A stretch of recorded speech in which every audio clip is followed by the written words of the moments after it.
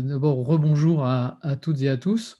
C'est toujours un vrai plaisir que d'intervenir dans FitEco, une expérience qui m'est déjà arrivée par le passé, et notamment à cette occasion de pouvoir rendre un hommage à notre ami Bernard. Et par rapport à la présentation que tu as faite, non seulement j'ai été longtemps à l'UTC, mais en plus, mes errements m'y reconduisent, encore une fois, puisqu'on ne quitte jamais impunément l'UTC, c'est toujours pour y revenir de manière, plus sûre et certaine. Et donc j'ai encore une semaine de direction, recherche et valorisation avant de redevenir, enseignant-chercheur, au sein de l'UTC. Comme, je l'avais confié à certains parmi vous, martyriser les étudiants et dire du mal des collègues, c'est quand même le vrai sens de la vie. Et c'est et c'est bien ainsi que j'ai envie de continuer. Ou de manière plus cynique, je préfère écrire des livres que personne ne lit que de prendre des décisions que personne ne suit. C'est une manière aussi de négocier son inutilité, son entropie, hein, puisque c'est un terme qu'on a jusque-là échangé ensemble. Alors, je vais vous présenter en fait des réflexions assez récentes que j'ai eues sur la notion de politesse du numérique. Donc, du coup, je suis très heureux de le partager avec vous quasiment pour la première fois parce que ça me permet d'avoir une enceinte de discussion qui me sera également très, très profitable. Puisque si ça fait longtemps que je travaille sur le numérique, cette notion de politesse m'est venue assez récemment sur notamment les usages et la manière de pouvoir rendre cohabitables, coexistants, co-supportables, si j'ose dire, des réalités que le numérique tend à opposer, ou en tout cas à créer des dissymétries, des désajustements entre les différents acteurs ou les différentes entités mobilisées par ces technologies. Et donc, comme je vais y venir, la politesse, c'est, pour prendre un petit peu les mots qu'on a découverts grâce à Maël, j'ai envie de dire que c'est sans doute ce qui permet de rendre, cohabitables plusieurs organisations irréductibles sans que l'une ait besoin d'être arraisonnée par l'autre. Et donc c'est une manière de rendre, hospitalière une organisation vis-à-vis des autres sans que ça soit un arraisonnement par, une unification ou une maximisation d'entropie, justement. Alors peut-être, c'est peut-être là une conclusion ou un slogan qu'il faudra mettre à l'épreuve, mais que ce que j'appelle politesse est peut-être un des éléments d'anti-entropie qu'on pourrait envisager dans la construction de nos systèmes numériques, mais de manière plus générale, nos systèmes techniques. Alors je dis ça de manière très expérimentale, puisque c'est uniquement à l'écoute de Maël que je reviens à faire cette hybridation sauvage entre politesse et anti-entropie. Alors, qu'est-ce que je veux évoquer par là? Alors, je vais reprendre une anecdote que vous connaissez sans doute parce qu'elle est très, très connue. Elle a été, véhiculée, ad libitum, voire, ad nauseam. C'est, la reine Victoria et l'épisode des rince-doigts, du rince-doigt. Je ne sais pas si vous la connaissez, mais c'est, un grand banquet, dîner officiel comme, les royautés et les pouvoirs en ont l'habitude, hein, avec, tous leurs volets diplomatiques. Et donc la reine Victoria se retrouve, en face d'un diplomate étranger et le hasard du menu fait qu'il y a un rince-doigt sur la table. Et donc ce diplomate qui n'est pas au fait des usages culinaires de l'Angleterre victorienne, eh bien, s'empare goulûment du rince-doigt et le boit. Ce qui est évidemment un détournement du rince-doigt parce que ça vient un rince-gosier, hein, ce qui n'est pas tout à fait la même manière d'envisager les choses. Et donc, plutôt que de faire comprendre à son invité que c'est un malpropre puisque, il ne se rince pas les doigts et que d'autre part, c'est un mal élevé puisqu'il ne respecte pas les usages, eh bien, aussi sec, ce qu'il y a de le dire, la reine Victoria prend son propre rince-doigt et le boit également pour pouvoir, s'ajuster à l'écart, qui n'en est plus un, puisque justement, elle a réagi comme si, c'était normal de faire comme son invité l'avait fait. Et donc, cette politesse, dont fait preuve la reine Victoria, c'est pas d'inventer un nouveau code de savoir-vivre, c'est pas d'inventer une nouvelle charte, c'est pas inventer de nouvelles valeurs en tant que telles, de faire un grand discours sur, l'éthique, qu'il faudrait avoir. C'est tout simplement un micro-ajustement qu'elle a fait pour que, eh bien, 2 systèmes d'usage qui sont irréductibles. La preuve, c'est que la personne n'avait pas entériné, s'était pas adapté aux usages de bonne tenue victoriens. Eh bien, néanmoins, avec ce micro-ajustement, elle a rendu, cet écart, indiscernable et cohabitable, en fait, dans, cette, communauté qui était ce banquet. Et c'est un petit peu ça, l'idée que j'ai derrière la politesse, c'est les petites choses qui font que l'écart de l'autre ne remet pas en cause ni son système ni le vôtre, et donc ça permet de, prendre soin, en fait, les uns des autres, sans qu'on en fasse, en fait, une affaire d'État, mais tout simplement dans ces micro-ajustements du quotidien. Alors, pour reprendre en fait ce petit prologue et l'approfondir un petit peu, je vais vous proposer le menu suivant, si j'ose dire, puisqu'on est dans la métaphore culinaire.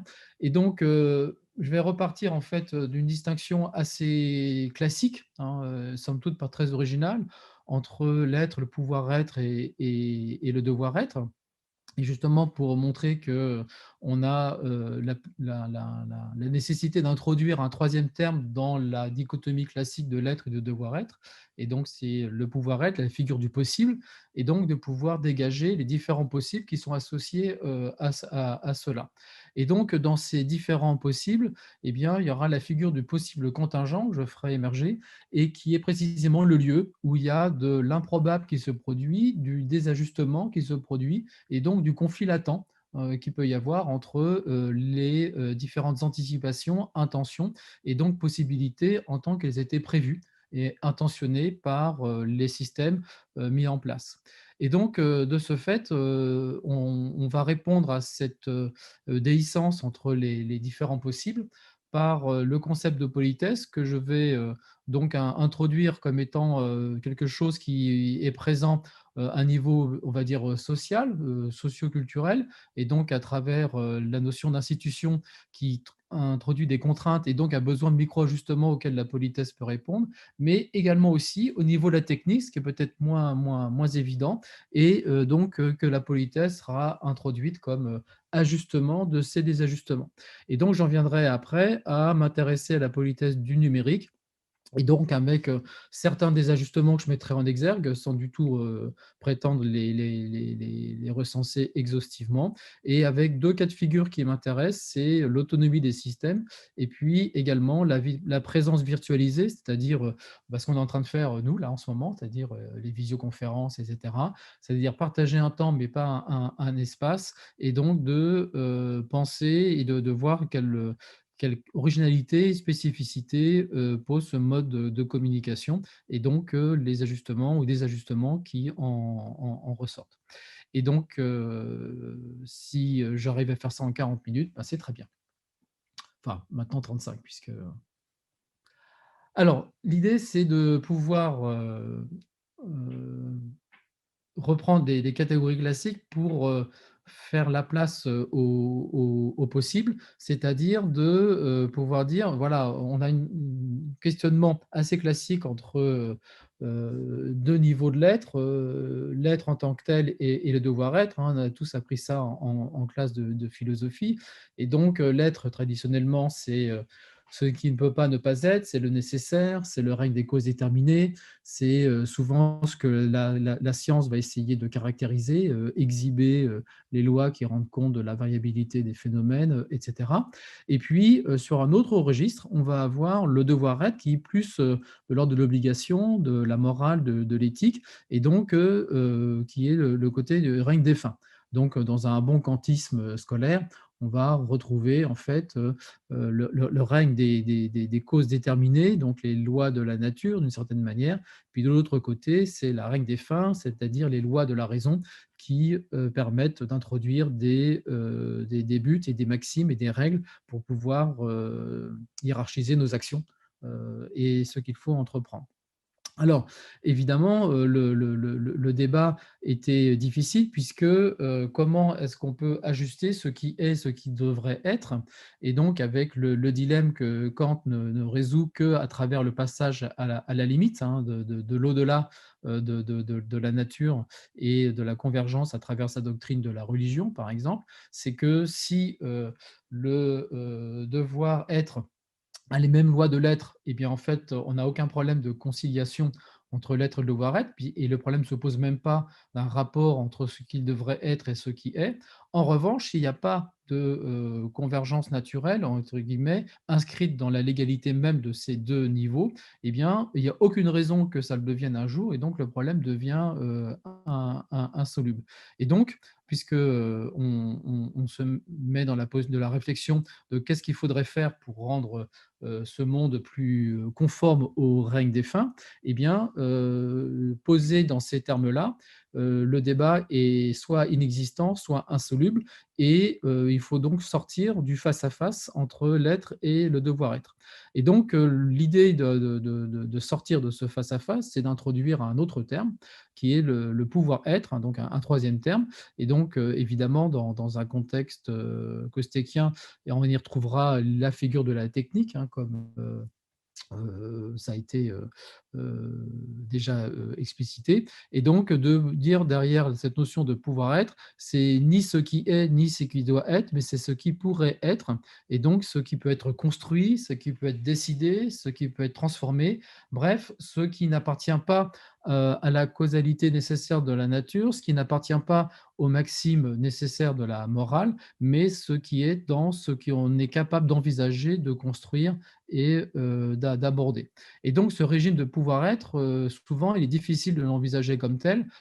Par exemple, chez Aristote, on se souvient que la technique aime le hasard dans la mesure où la technique ne peut que se glisser dans l'inachèvement de l'être, et donc dans ce qui est un être encore qui laisse échapper en fait du fait de la matière, de la nécessité, et donc qui devient une contingence accessible au façonnage technique. Et donc, le pouvoir-être, en fait, est quelque chose qui est ressorti du contingent, qui ne peut pas avoir de loi, qui ne peut pas avoir de cohérence rationnelle, dans la mesure où, précisément, ce qui peut être, c'est en la mesure où il n'est pas, et c'est la mesure où il ne répond pas aux lois du nécessaire. Et donc ça, c'était un peu la tradition aristotélicienne. Et donc, on voit qu'introduire un troisième terme comme le pouvoir-être, c'est quelque chose qui n'est ni spontané ni évident, puisqu'il faut donner un statut à ce pouvoir-être. Alors justement, ce pouvoir-être, c'est le règne du possible. Et donc, quels sont les possibles que l'on peut envisager, et quels sont ceux qui sont accessibles à l'action? Alors, on a toute une tradition sur la conception du possible. Donc, alors, ce que j'appelle le possible formel, c'est un peu ce que la métaphysique et la logique ont traité à propos du nécessaire et du possible. Donc, on va avoir par exemple le possible logique, hein, qui est défini comme étant ce dont la négation n'implique pas contradiction. Oui, c'est ça, oui, j'ai oublié une négation. Ce dont la négation n'implique pas contradiction. Donc, ce qui est possible, c'est ce qui n'est pas contradictoire. Donc, c'est la définition, par exemple, que va donner Hilbert à l'existence d'un objet en mathématiques. Un objet mathématique est possible dans la mesure où il n'est pas contradictoire, et donc on peut donc le poser, hein, comme un être à part entière. Et donc, avec cette acception du possible, où on retrouve que ce qui est possible peut éventuellement ne jamais arriver, hein, c'est un possible logique ou métaphysique. C'est pas parce que ça n'arrive jamais que c'est impossible. Typiquement, c'est l'événement improbable, mais que l'on sait être néanmoins possible. Ou alors, on va aussi avoir une autre notion que la tradition a appelée le possible statistique, hein. C'est ce qui est possible doit arriver à un moment donné, c'est-à-dire ce qui n'arrive jamais est impossible.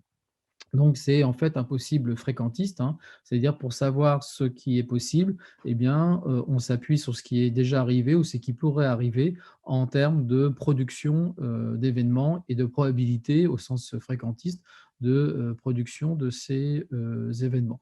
Donc là, vous avez toute la littérature, par exemple, sur les risques, hein, qui travaille sur ces questions-là, ou justement comment est-ce qu'on peut gérer un risque qui est possible, sachant que la plupart du temps, on a envie de le traiter comme un possible statistique, mais tout ce qui est du coup les catastrophes et les événements improbables, mais qui sont néanmoins possibles, il faut néanmoins pouvoir les aborder du point de vue de la gestion du risque. Et c'est ce qui typiquement, c'est l'événement Fukushima. C'était jamais arrivé avant, c'est quand même arrivé. Et donc, quel statut on peut donner à cette prévention des risques? Alors, ce possible formel, c'est pas forcément celui qui m'intéresse, dans un premier temps. Ce qui m'intéresse, c'est plutôt ce que je vais appeler par, opposition le possible matériel, c'est, la norme ou la prescription de ce qui arrive. Donc c'est le possible, pratique, donc dans le sens où on a une réalité sociale qui est structurée par, l'institution, donc une prescription, de ce qui doit arriver, de ce qui peut arriver et ce qui est régulé dans sa production par, l'institution. Et puis le possible technique, où là, c'est une réalité physique qui est structurée par les dispositifs ou ce qui est rendu possible par les dispositifs. Donc ça, c'est, quelque chose qu'on avait, beaucoup évoqué avec, Bernard du temps de Costec, par exemple, hein, où, sa formule favorite était de dire que la technique, c'est l'invention des possibles, hein. C'est-à-dire de pouvoir, rendre possible par le biais du dispositif ce qui ne le serait, pas sinon. C'est-à-dire de passer un peu d'un virtuel, d'un possible logique, ce qui est possible dans l'absolu, mais on ne voit pas comment il pourrait se produire, à un possible potentiel, c'est-à-dire qui est inscrit dans l'horizon d'effectuation du dispositif, ce que le dispositif permet de rendre accessible et constructible dans le réel. Alors, ces différents niveaux de possibles vont avoir du coup les niveaux de prescription qui sont associés. Ce qui peut arriver, dans quelle mesure on peut la raisonner et le conditionner par rapport à ce qui doit arriver. Donc, le possible, formel va renvoyer, aux lois naturelles, voire, aux lois, du devoir-être, par ailleurs au niveau, de l'éthique et puis une déformalisation qui peuvent être, sous un régime plus ou moins, mathématique ou logico-mathématique. Et puis on va avoir également par rapport au deuxième niveau que j'ai évoqué, le possible matériel et donc là, on a une prescription intentionnelle de l'institution, du dispositif et donc, rendre accessible, possible, potentiellement, productible, un événement du fait de cette structuration, cette mise en institution des usages et mise en dispositif des actions et des phénomènes. Mais posé dans ces termes, du coup, on s'aperçoit que ces 2 catégories de possibles, formelles et matérielles, sont incomplètes parce que, il y a le possible contingent, pour renouer un petit peu avec Aristote où, ce qu'on va avoir, c'est un possible qui ne correspond pas du tout à ce qui est prévu, ce qui n'est pas forcément ce qui est rendu, constructible par le dispositif ou prévisible par l'institution, mais ce qui se produit par le jeu même de ce dispositif, mais en échappant à l'intention, à la prescription qui est, associée. Et donc, c'est le possible qui correspond à une externalisation, enfin une externalité qui est le dispositif, c'est-à-dire qu'il fonctionne et qu'il produit un réel qui ne se réduit pas à celui de ses concepteurs ou de l'intention de ces concepteurs. Et il y a une production propre, inhérente au dispositif lui-même. Et donc, c'est en ça que c'est un possible contingent, puisqu'il ne correspond pas forcément à une prévision réglée, hein. On ne peut pas forcément prévoir ni anticiper la survenance de l'événement. Et donc, il échappe aux possibles formels et aux possibles matériels que j'ai évoqués à ce moment-là. Et donc, c'est ce possible contingent qui devient ici intéressant, puisque il correspond en quelque sorte à un désajustement par rapport au possible formel et matériel, c'est-à-dire c'est quelque chose qui se produit, qui est produit par un dispositif qu'on a construit, une institution qu'on a mis en place, mais qui néanmoins ne correspond pas au régime attendu et donc au système de règles ou d'intentions qui sont inhérents à ces dispositifs et institutions. Alors là, j'ai évoqué 2 niveaux, donc l'institution et les dispositifs. Alors, l'institution, c'est ce qui va donner lieu aux possibles pratiques, hein, c'est-à-dire pratiques au sens euh, pas expérimental, mais au sens de l'action pratique, hein, donc de ce que l'on va décider élaboré dans la société. Et donc, l'institution, on va dire, c'est un dispositif non technique, mais c'est un dispositif de tradition. Hein. C'est-à-dire qu'une manière de penser l'institution, c'est qu'elle va réguler son réel en optimisant un certain type d'action pour qu'elle permette de produire et faire survenir des types d'événements plutôt que d'autres. Et donc, s'inscrivent toujours ces institutions dans 3 niveaux. Le premier, c'est une tradition, c'est-à-dire assumer, hériter d'un déjà là, au sens où il y a des actions qu'on a déjà accomplies, qu'on veut pouvoir refaire selon les mêmes principes, les mêmes règles. Donc, c'est le syndrome à bon beau-fils d'Astérix et Cléopâtre, hein, pour ceux qui ont vu le film. On a toujours fait comme ça et on recommence. On a un deuxième niveau, c'est le niveau de normalisation. L'institution produit des règles, l'institution produit des normes, et c'est des normes et des règles sur les manières de faire, sur la manière d'accomplir les actions et de produire les événements qui sont dans l'horizon de l'institution. Et donc là, c'est plutôt normatif au sens où on définit comment il convient de faire. Et puis évidemment, une tradition, une institution, pardon, puisqu'elle veut construire une certaine survenance d'événements, eh bien, s'inscrit dans un horizon, dans une temporalité, donc dans une transmission. Et donc, l'objectif, c'est d'assurer une appropriation par l'avenir, par les générations ultérieures, par les usagers, par ceux qui viennent après, en fait. Et donc, c'est ce qu'il faut léguer. Et donc, une institution, c'est non seulement un héritage, mais c'est également une transmission et qui se traduit par une, une convergence, en tout cas une matérialisation en un système de règles et de normes. Et donc, posé en ces termes, eh bien, on s'aperçoit que l'institution a d'emblée une tension qui est inhérente à sa définition, c'est-à-dire une tension entre la normalisation qui permet de hériter, de pas besoin d'avoir de réinventer en permanence ce qu'il faut faire parce qu'on s'inscrit dans un système de normes pardon, et de règles qui préfigurent, prédécident en quelque sorte la manière de faire, et donc on n'a pas besoin d'y revenir, on peut s'appuyer dessus pour pouvoir avancer.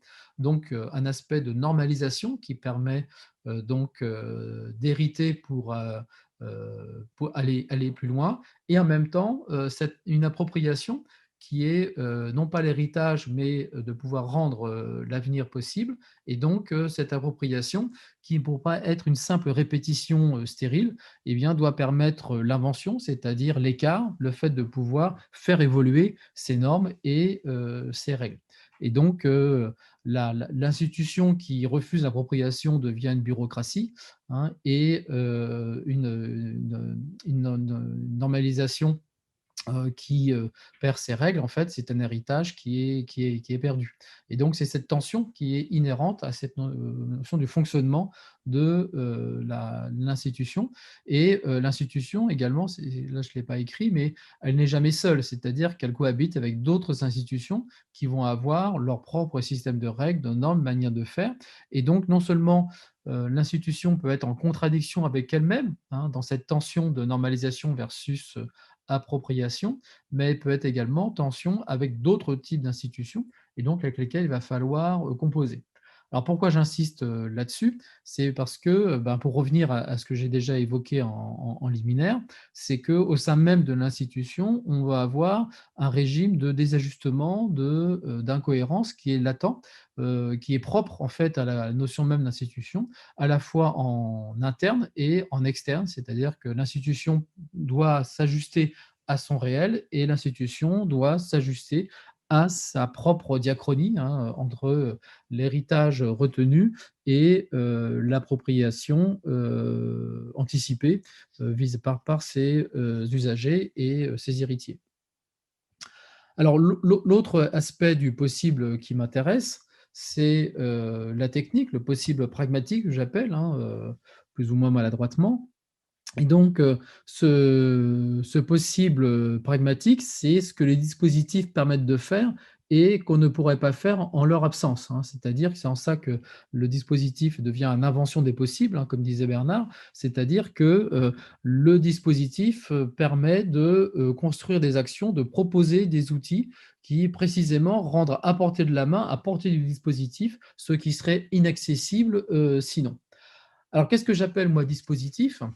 Alors, c'est une définition qui ne renvoie pas du tout à la tradition de Foucault, etc., parce que le terme dispositif est assez utilisé, hein, dans pas mal de domaines et d'héritage conceptuel. Là, la notion de dispositif que j'utilise ici est assez modeste, hein, puisque c'est simplement le fait de dire que dans un dispositif, on a des éléments matériels disposés, c'est-à-dire qui sont répartis dans un espace, et c'est cette configuration spatiale, cette répartition spatiale qui permet de conditionner un déroulement temporel, c'est-à-dire de reproduire un enchaînement dans le temps, hein. Et donc, pour moi, dispositif, c'est l'espace qui programme le temps, c'est-à-dire une organisation spatiale qui permet de déterminer un déroulement et donc la production d'un résultat associé à ce dispositif, à cette répartition spatiale. Et donc, de ce fait-là, tout dispositif devient assimilable à quelque chose comme un programme, c'est-à-dire que l'exposition spatiale est le programme qui permet d'anticiper un résultat dans le temps. C'est d'ailleurs la raison pour laquelle, à mon sens, que tous les dispositifs techniques contemporains aujourd'hui se numérisent, tout simplement parce que leur numérisation ne fait que dégager la partie programmatique, hein, qu'il y a dans tout dispositif en tant que tel, hein. C'est-à-dire que tout dispositif peut se traduire en un algorithme. C'est pour ça que les algorithmes hérite de toutes les propriétés des dispositifs, mais il y a toujours une partie du dispositif dans son fonctionnement qui peut se traduire par un algorithme et un élément de calculabilité, en fait, hein. Ça ne veut pas dire que dans les dispositifs, il n'y a pas des choses qui échappent néanmoins. Alors, ça veut dire qu'à travers cette notion de dispositif, on va avoir une ouverture d'un horizon d'interprétation, c'est-à-dire que puisqu'on a quelque chose qui va programmer un déroulement temporel, eh bien, il y a un régime de l'avenir, c'est-à-dire ce qui va venir après, et donc on va pouvoir anticiper. Donc, d'une certaine manière, la technique, par ces dispositifs, nous permet d'anticiper un possible, et ce possible devient en plus probable, voire nécessaire, puisqu'il devient la conséquence du dispositif. Et en même temps, à l'instar de l'institution que j'évoquais tout à l'heure, l'élaboration du dispositif est une manière de retenir, de formaliser, de matérialiser un passé, notamment par exemple des gestes opératoires dont on a testé, expérimenté l'efficacité et qu'on aimerait pouvoir reproduire. Et donc, ça c'est une leçon qu'on a retenue avec la technique et le temps, hein, c'est-à-dire que le dispositif est un dispositif de mémoriel et en même temps un dispositif d'anticipation temporelle. Et donc, ce qui veut dire que tout dispositif est une temporalisation, hein. Et c'est une temporalisation parce que précisément, il crée de la temporisation, c'est-à-dire que la configuration spatiale temporalise parce qu'elle temporise le résultat à venir via le déroulement temporel qui est associé au dispositif. Alors, à partir de là, du coup, la technique devient à la fois un dispositif d'ouverture et de fermeture. Ouverture dans la mesure où la technique nous ouvre sur un passé qu'on peut retenir et nous ouvre sur un futur qu'on peut anticiper, hein. Et donc, c'est en ça où la technique et les dispositifs sont une invention des possibles. C'est que précisément, grâce au dispositif, on a une prise sur ce futur, sur ce possible qui intervient comme étant appréhendable dans l'horizon du dispositif. Sinon, il ne serait même pas vu, hein, il ne serait pas envisageable par nous. Donc, le dispositif a cette capacité d'ouverture, mais en même temps, en bon pharmacone, c'est en même temps une fermeture puisque le propre du dispositif, c'est de réduire le futur à ce que produit le dispositif, hein. Et une manière de comprendre la critique de la technique, c'est également de dire que la technique a tendance à arraisonner le futur dans l'horizon de ce qu'elle peut programmer. Et donc, ce qui ne peut exister n'est jamais que le résultat de ce qui a été programmé.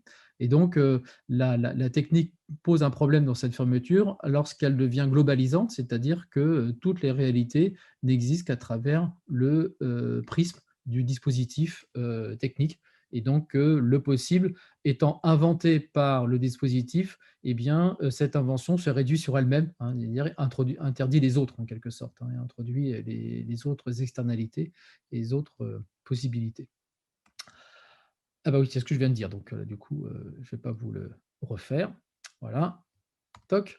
Alors, à partir de là, la technique va, et les dispositifs vont répondre à différents niveaux de mise en œuvre qui peuvent, par rapport à ce que j'évoquais tout à l'heure pour les institutions, rentrer en dérésonance, si j'ose dire, ou en tout cas en dissonance les uns avec les autres et introduire des ajustements, hein, et des conflits latents, au sein même de la technique.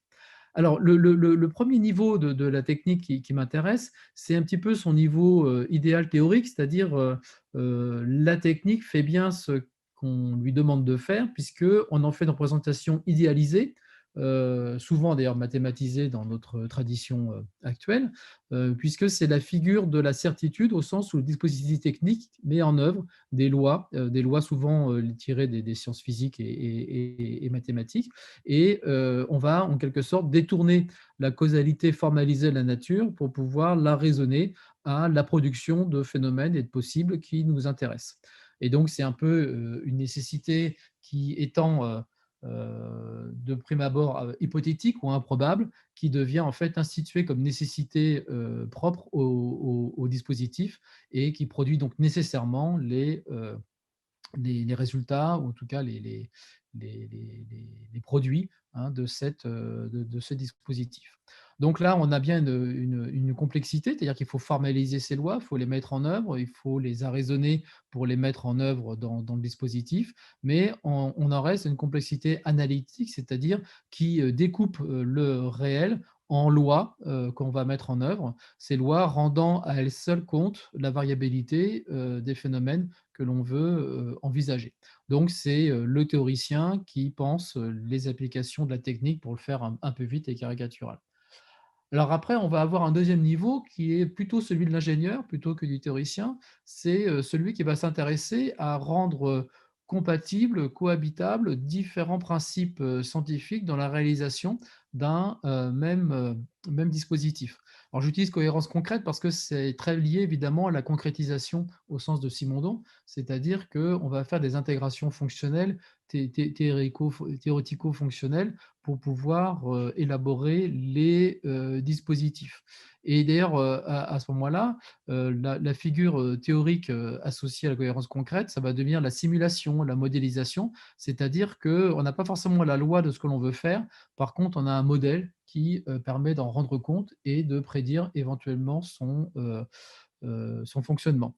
Et donc, quand vous êtes dans une centrale nucléaire, il faut faire la thermodynamique des fluides, et avec les modèles métallurgiques de la plomberie, eh bien, ce n'est pas forcément les mêmes lois qui permettent de rendre compte de tout ça, mais vous avez des modèles qui vont vous permettre de prédire l'évolution de la plomberie par rapport au passage des fluides caloporteurs, par exemple, ou ce genre de choses. Et puis, on va avoir un troisième niveau que j'appelle la cohérence externe ou une cohérence herméneutique. C'est celle où le dispositif est plongé dans son système d'usage et interagit ou mobilise des êtres humains qui ont cette particularité de mettre en œuvre le cercle herméneutique, c'est-à-dire qu'ils ne sont jamais purement que des objets du système, des éléments du système, mais c'est aussi des acteurs, puisque le propre de l'herméneutique, c'est de pouvoir contribuer à la causalité qui nous englobe par la prise en compte de cette causalité, justement, c'est-à-dire de savoir que ce que l'on fait va influer sur le comportement global. Du coup, on ajuste ce que l'on fait en fonction de ce raisonnement global. Ou aussi dans une circularité herméneutique, entre les humains, quand je regarde quelqu'un, cette personne sait que je la regarde, etc. Donc, c'est le croisement des regards. Je vois Charles, d'ailleurs, dans mon petit écran, on peut se croiser les regards, Charles. Voilà, il l'a déjà bien mis en avant, mais c'est à ce type de complexité auquel je fais allusion ici, hein.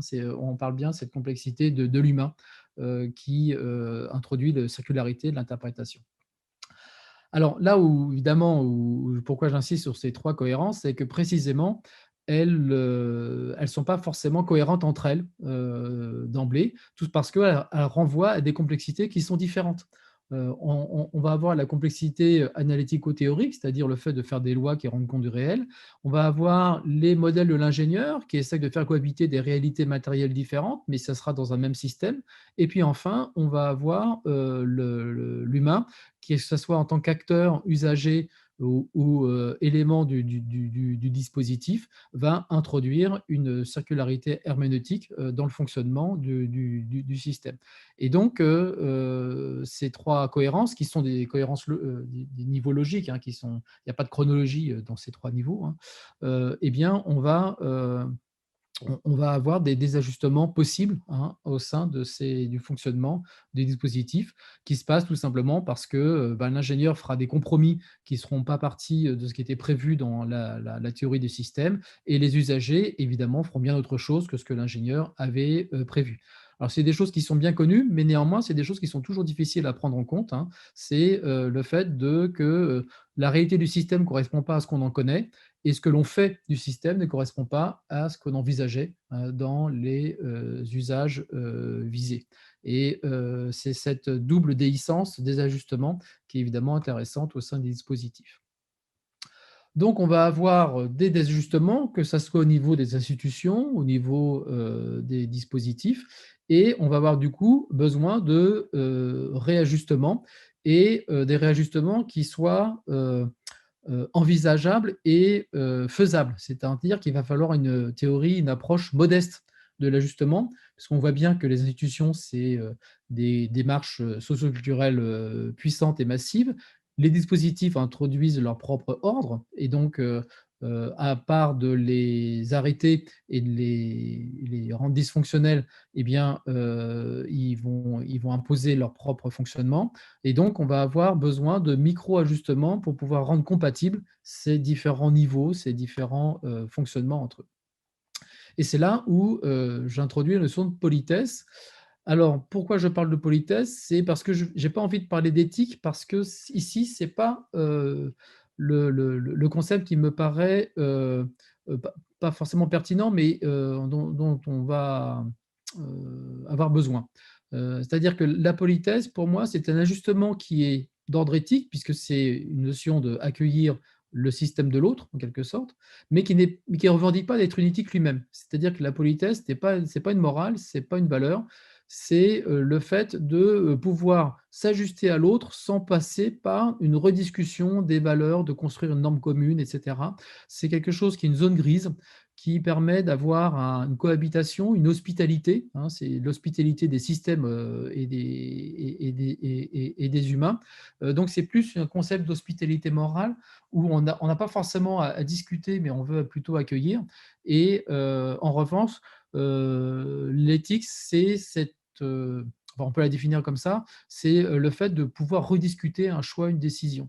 Et donc, la politesse, évidemment, ça peut renvoyer des valeurs éthiques, hein, mais en revanche, elle fait l'économie de la discussion éthique, c'est-à-dire elle crée une cohabitation qui peut être le préalable à la discussion éthique, c'est-à-dire qu'on a un vivre ensemble avant de visager le parler ensemble et la construction d'un monde commun. À la limite, d'une certaine manière, avant de parler d'un monde commun, il faut déjà être ensemble pour pouvoir en parler. Alors, pourquoi je parle de politesse aussi? C'est parce que moi, je suis un peu comme tout le monde. Il y a des livres que je lis que j'aime bien, et donc j'ai envie d'en parler aux copains. Et un livre que j'ai bien aimé, c'est La politesse des Lumières de Philippe Reynaud, qui est un petit peu ancien. Je crois qu'il date de 2013, hein, donc voilà. Et c'est ce paradoxe du XVIIIe siècle qui, en France, a permis d'inventer ce qu'on a appelé la politesse, alors que c'est le pays qui était au XVIIIe, notamment par rapport à l'Angleterre, eh bien, le pays qui avait la société qui était la plus codifiée et rigidifiée en ordre, hein, la noblesse, le tiers-état et le clergé, comme vous le savez, hein, et donc qui était en fait la situation de l'Ancien Régime. Eh bien, la politesse de l'Ancien Régime, c'était précisément de rendre possible la cohabitation entre des ordres qui étaient institués selon des codes et des valeurs qui n'avaient plus aucune pertinence ni d'usage au XVIIIe siècle. Et par rapport aux classes montantes, par rapport à tous ceux qui tapaient à la porte du pouvoir, de la liberté économique, liberté d'idées, etc., eh bien, cette politesse a été un ajustement qui permettait de cohabiter indépendamment d'un ordre qui, lui, rendait la cohabitation difficile et de euh, et qui en fait qui était une dissymétrie qui, bon, d'ailleurs, l'histoire a prouvé qu'elle devenait plus ou moins fatale au régime. Et donc, un peu ce que soulignait Tocqueville un peu plus tard, quand il écrivait sur la Révolution, d'une certaine manière, une société d'égaux n'a pas besoin de politesse, hein. Une société ajustée n'a pas besoin de politesse, hein. La politesse est souvent un ajustement de différences qu'on ne sait pas comment dépasser, mais qui néanmoins sont problématiques.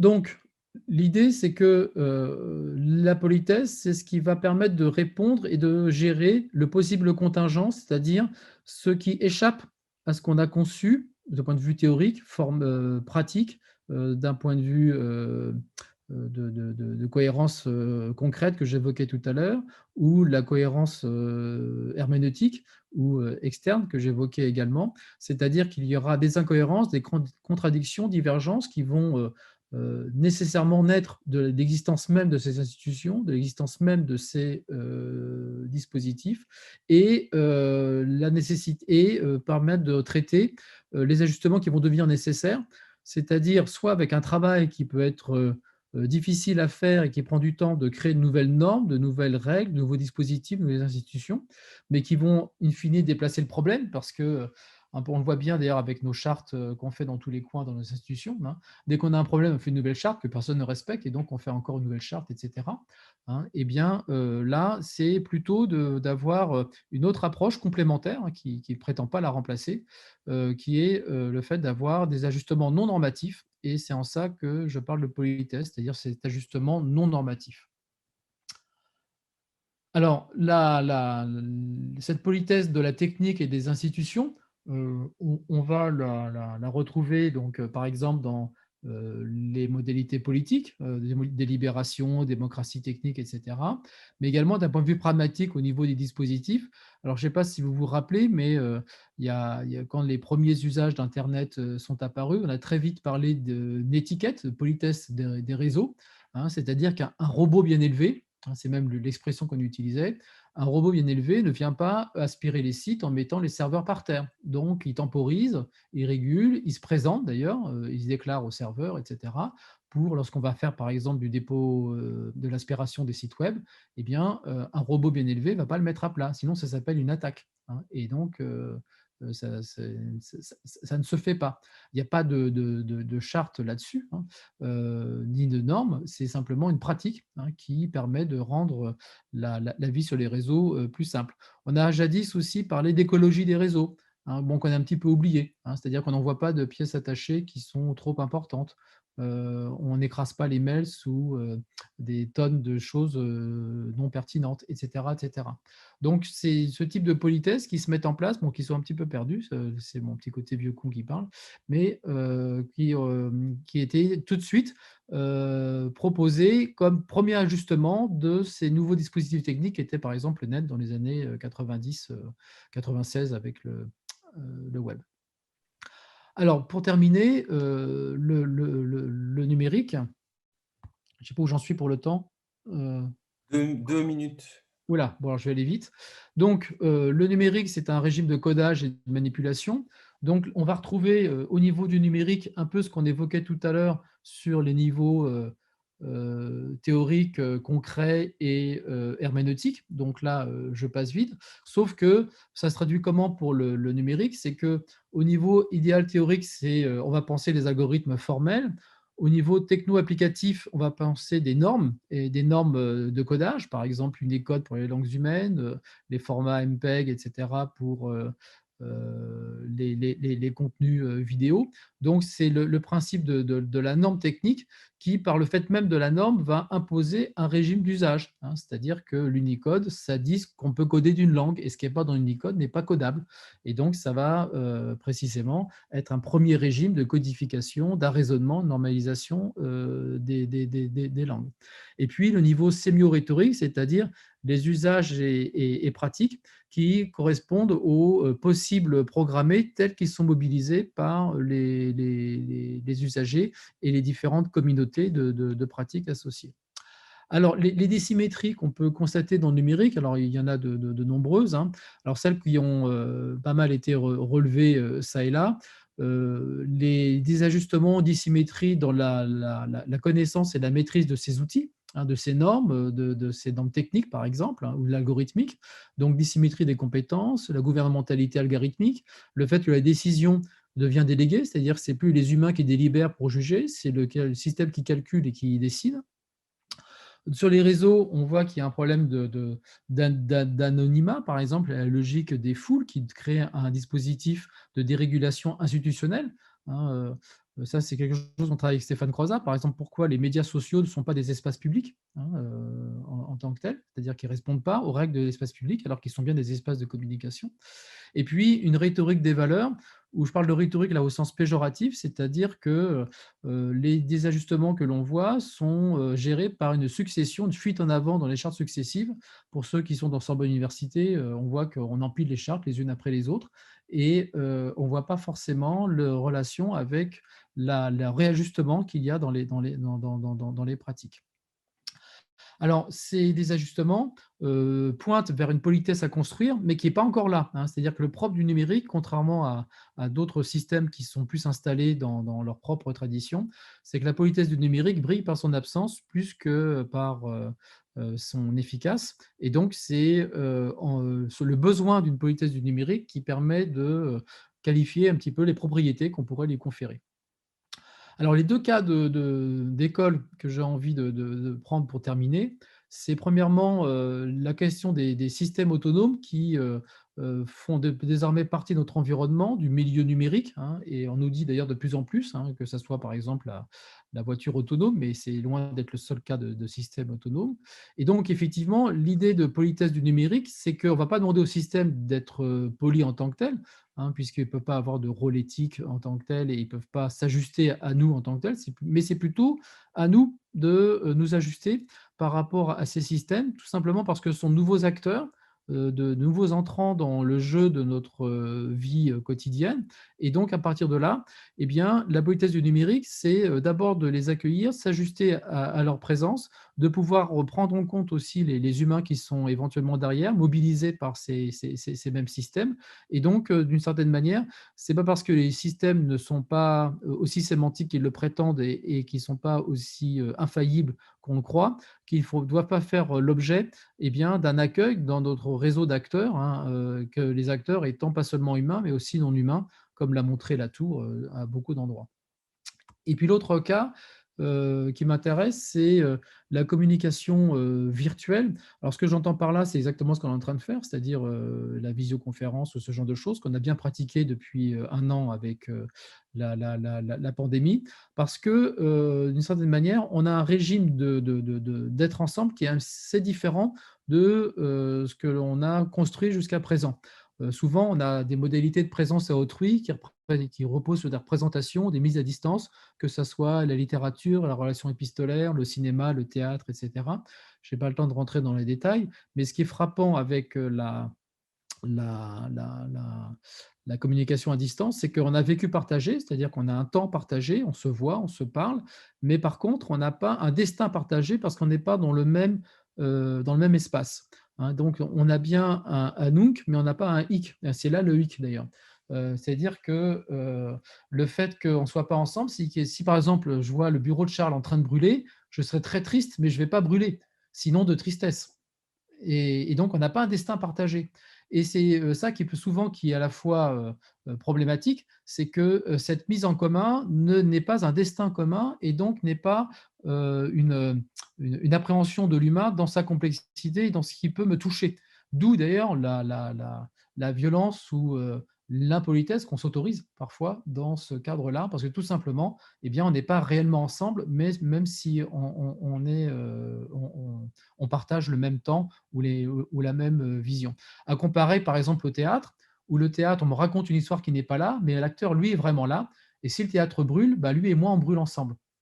Et ce n'est pas du tout le même rapport. Et c'est pour ça que le théâtre, par exemple, a une capacité d'authenticité et de mise en présence tout à fait incroyable par rapport à un récit, aussi fictif soit-il, et le dispositif scénique, aussi pauvre soit-il. Donc, il y a une phénoménologie du théâtre, par exemple, qui est à comparer avec les phénoménologies de la visioconférence, puisque là, on voit bien qu'il y a une espèce de deux figures opposées par rapport au destin partagé. Et donc, dans ce contexte-là, eh bien, on voit bien que dans la communication à distance, comme on la vit, il y a une politesse à inventer. D'ailleurs, c'est assez amusant parce que c'est ce qu'on fait de manière accélérée depuis 1 an tous. On apprend à se donner la parole, à s'écouter. Enfin bref, c'est tout ce qu'on a dû innover pour pouvoir précisément accueillir l'autre dans cet espace virtuel qui a ses normes techniques.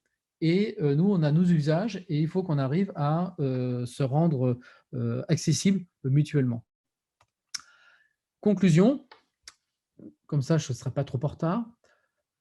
Voilà, donc la politesse, en résumé, c'est ce qui est rendu nécessaire quand il n'y a pas de normes communes gouvernant tous les usages et j'espère qu'il n'y en aura pas d'ailleurs, parce que ce n'est pas forcément un objectif.